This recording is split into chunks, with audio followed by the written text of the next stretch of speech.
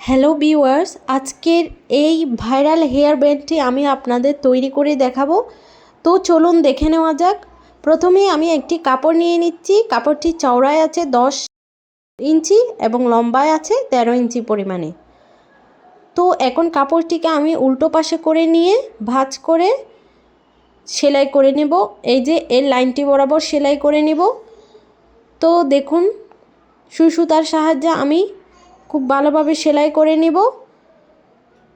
এই যে আমার সেলাই করে নেওয়া হয়ে গিয়েছে। এবার আমি কাপড়টিকে উল্টিয়ে দিব।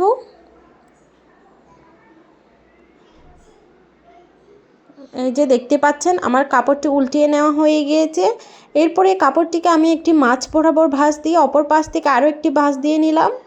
এরপরে কুচি দিয়ে হাতের সাহায্যে কুচি করে একটি বো শেপ করে তৈরি করে নিতে হবে।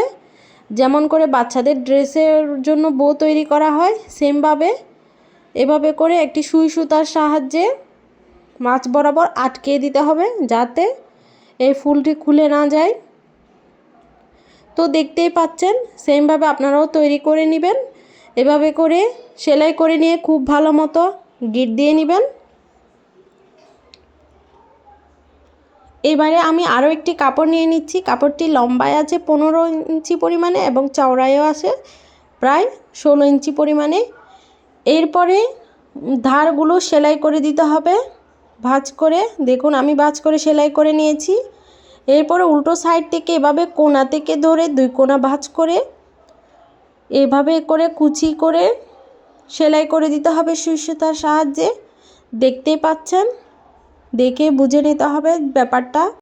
এখন আমি প্রথমে যে বউটা তৈরি করেছিলাম তার সাথে এটিকে অ্যাটাচ করে দেব। এরপর একটি কাপড় নিয়েছি, লম্বা আছে 5 ইঞ্চি এবং চওড়া আছে 2 ইঞ্চি পরিমাণে।